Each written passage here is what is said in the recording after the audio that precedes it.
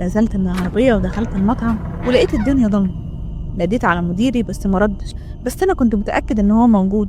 حاولت أتجاهل الخوف اللي عندي وفتحت باب المطبخ، بس ساعتها شفت أبشع حاجة. لقيت مديري مربوط في كرسي وعلى بقه لزق ووشه مرسوم عليه شكل مهرج، ولقيت بعدها الست العجوزة طالعة من الضلمة وراه وكانت ماسكة في إيديها سكينة طويلة. بصت لي وقالت: كنتاكي انت هنا؟ قلبي كان هيقف من الخوف. فكرت أهرب بس افتكرت سرعتها وهي بتطلع من المطعم. سألتها عايزة ايه؟ قالت لي عايزاك انت واحد من اللي ناقصني.